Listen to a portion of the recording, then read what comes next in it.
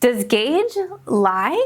Maybe depending on how you're doing it. I don't think that gauge is the problem. I think the way that a lot of us are measuring it is. Hello and welcome to Knit Cheek. My name is Natalie, I am the cheek behind Knit Cheek, and today we're talking about gauge and testing out 7 different tools that might make it easier. I've actually always been pretty good at gauging, but I used to be convinced that gauge lies. Even when I would gauge, I'd find that my project would end up with a different gauge. So I'd ask the question, what is the point? So today I'm gonna break down how to actually read gauge and show you some tools that might make it easier. First things first, what is gauge? I'm gonna quickly talk about what is gauge because I think that may be what is confusing. Gauge is simply the amount of stitches you get per inch when you knit. And you want your gauge to match the pattern's gauge so you can get as close as possible to the intended size. So if your pattern calls for 20 stitches per 4 inches and you're getting 24 stitches per 4 inches, your garment is going to end up smaller than intended. And if you're getting fewer stitches, your garment is going to end up bigger. And this is where it is so confusing because if you are getting more stitches than you're supposed to, you actually need to go up a needle size. And if you are getting less stitches than you need to go down a needle size. This took me a long time to understand, so don't be frustrated. It is counterintuitive, it is confusing. And even just a few stitches difference can make a big difference in your end product. For example, if your pattern gauge is 20 stitches over 4 inches and you're getting 24, your finished piece could end up several inches smaller, which is a big difference. So you want to make sure that your gauge is right so you don't end up with a different size altogether. Gauge is not just about the stitch count, it's also about testing out the fabric and making sure that you like it. It can help you see how dense or how loose your fabric may be. Maybe you got gauge, but the fabric feels too gapey or too dense. This happens to me all the time because I like to substitute yarn that's different than what the pattern calls for, and sometimes it doesn't work out. And that's why gauge matters, even if we don't always want it to. Before we get into the tools, I'm gonna go over a few tips that will make reading gauge more accurate. First, you want to make sure that you're measuring your gauge in the middle of the swatch. The edge stitches can distort your stitches, so you want to make sure that you're not measuring your gauge towards the edges or the cast on and cast off edge. This is where also a lot of knitters will tell you not to do garter stitch edges on your swatches. I am a big fan of garter stitches on my swatches because it allows your swatch to lay flat and it prevents your stockinette swatches from curling, making them a lot easier to handle. However, it does distort your stitches around the edges. So if you do want to add garter stitches to your swatches, you just need to make a bigger swatch. Which brings me to the biggest tip when it comes to gauge, which nobody wants to hear, including myself, but you need to make a bigger swatch. I know, it's not what we want to hear, but it's true. The bigger your swatch, the more accurate your reading will be. The 4 inches that you're measuring should be well within your swatch, not at the edges. And measuring the full 4 inches is going to be more accurate than measuring 1 inch and multiplying that number by 4. I see you, I know what you're doing. I've been there. You can weigh your options here. For me, it depends on the project. If I'm really concerned on how the fit is, I will make a big swatch. But if you're kind of on the fence or it's a shawl or something that doesn't matter as much, then yeah, you don't have to worry about making a huge swatch. Next, do not stretch your swatch unless the pattern tells you to, like with lace knitting. You want to measure it how it naturally sits, without distorting the stitches. Also, if you're worried about row gauge, you can pin your swatch so that it weighs itself down, and I like to put like clips on it so that it stretches the swatch without actually physically stretching it. It'll just weigh it down so that you can accurately read your row gauge. Another tip, make sure you're counting your stitches on the same row. It's really easy to drift up and down a little bit when you're trying to read your gauge, so you want to make sure you line up that row and you're reading the stitches within the same row for your 4-inch gauge. count more than once. You want to make sure that you're counting more than once and in multiple areas of your swatch. This is why you need a big swatch, so that you can double check. You can also have somebody else read your swatch. Something I used to do pretty frequently was I would take my swatch to my local yarn store and ask anybody who's willing to help me if they could double check my gauge. Sometimes all you need is a second pair of eyes. And lastly, my biggest tip is to recheck your gauge once you have started your project.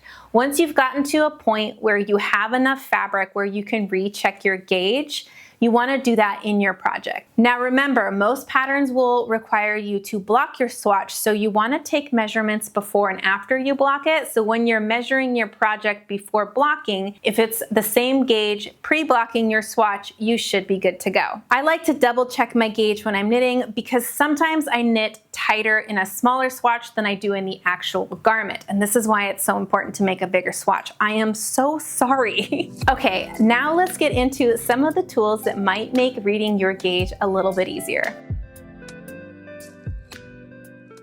I have 3 sections of gauge tools today. I have wood gauge tools, the plastics, and then I have 1 metal gauge tool. The first tool I'm going to talk about today is a 4x4 gauge ruler. This one happens to be by a needle runs through it, and it is a square gauge tool with a gaping hole in it that is a 4x4 square. The way you use this tool is you lay it over your swatch so that you can clearly see the stitches within the hole. I like that it's large and that you can lay it over a swatch, and that it'll help you keep the swatch flat without having to distort it. I also like that they have inches and centimeters, although the centimeters are only on the outside. The 4x4 gauge ruler is actually the only one that I own that includes centimeters as well as inches, besides my standard ruler. The things I don't like about this tool is that it can be hard to stay in a straight line with this one. I usually use it with a ruler, a straight ruler. I will line the ruler up behind this tool so I can clearly see the row. But I do think that this works really nice for large swatches. This tool is best for large swatches and for row gauge because it allows you to also check your row gauge at the same time it allows you to check your stitch gauge. I don't use this gauge tool often, and I rarely use it on its own. I usually use it with a ruler. Next up is my Katrinkles straight line 4-inch rulers, or what they call the How to Measure Gauge Swatch. This is similar to the 4x4, whereas you just lay it over your swatch. It helps you read without distorting your stitches. What I really love about this is that because it has a smaller hole, it's much easier to line up on a row of stitches. I also love that they have directions printed onto this gauge swatch if you are a beginner. This is best for checking your stitch gauge, and it is really portable because of its size that you can throw it into most project bags. I use this tool a lot more than the 4x4 just because it's a lot easier for me to read my gauge. These 2 tools are more of a straightforward gauge reading, and now we're going to get into some unique tools that will help you read your gauge. And one of these unique tools is the Katrinkles Circle Gauge Tool. And this is absolutely beautiful. I wanted this the moment I saw it on Instagram. I thought it was gorgeous and super unique. The way that you use this is that you line up stitches with the teeth cut out into the ruler. I love how pretty this is, and I was so excited to pick it up at Rhinebeck. I made a beeline to her booth because I really wanted to try it. I love that she has the stitch count printed for the 1-inch and the 4-inch, so you don't have to do math in your head when you're trying to figure out your gauge. I also love that we have directions printed out on this tool since it is different and can be confusing to use, which comes to the things that I don't like about this tool. I find it to be a bit intimidating because of its unique concept, but I do think that it really helps the instructions are printed on it. This one is great if you're looking for something new, and honestly, if you're looking for something to take photos of because it's just so pretty to look at. I haven't used this one too much. I'm used to using some of my other tools, and there is a bit of a learning curve here. Next up, I have my twice sheared sheep plastic ruler. You use this one by lining up your stitches within the boxes. I like how this tool takes away the guesswork and you're able to put your stitches within the boxes. And I love that the instructions are printed out as well. It also has a ruler on the side for double checking, and it's small enough that you can throw it in a bag. The things I don't like about this tool is that it's only printed in black. It's useless with darker yarns because you just can't see. I'm not sure if they make a white version of this, but then you would have to buy two tools to be able to use it on light and dark yarn. This tool is best for those who are always second guessing when coming to a regular gauge tool and may want an extra tool to double check to make sure that their stitches are lining up within the gauge printed on there. They have the stitches per 1 inch, so you do have to do a bit of math to figure out what count you need for 4 inches, but it is a handy tool if you find yourself second guessing your gauge frequently. And I love that it's made on a thicker acrylic plastic. Next up is the Handy Gauge Ruler by Ann Bud Knits, and I love this tool.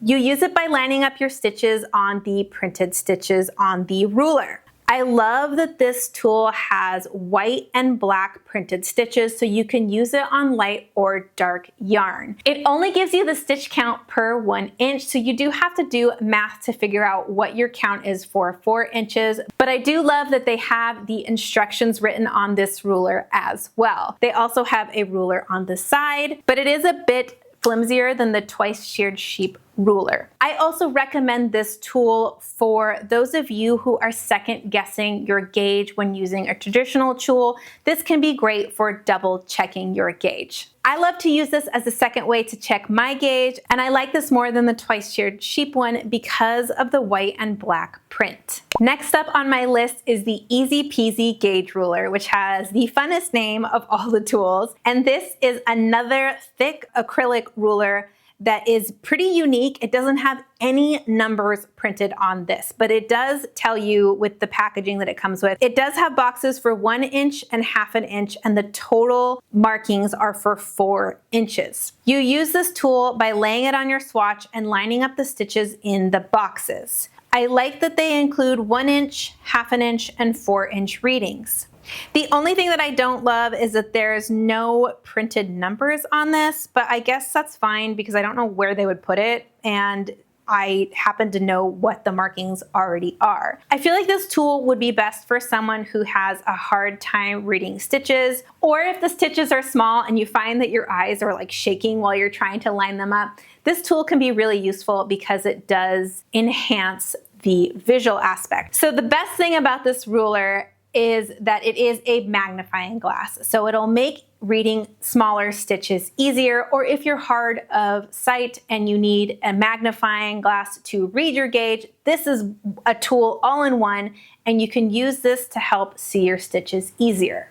This is definitely one of the most unique tools that I have to read gauge. Last on my list is a good old-fashioned metal ruler, and I've talked about this before because I almost always use this when I am reading my gauge. Almost always do I use this at least to double check what I am doing. And you use this the same as the other gauge rulers. You just lay it down, line it up with the row, and count your stitches on the ruler. It can be harder to use than some of those tools that help you line up the stitches because you're lining it up on your own, and it can be hard to realize where the stitches hit because there are so many lines on this. The main thing I don't like about this is honestly how large it was. I would love to get me a 6-inch ruler, which I do know that those exist, but I just happen to have this and I haven't really been around a ruler store, so I am just going to continue using it. But I do think that if you're somebody who doesn't want to buy anything, you can literally just use a regular ruler to check your gauge.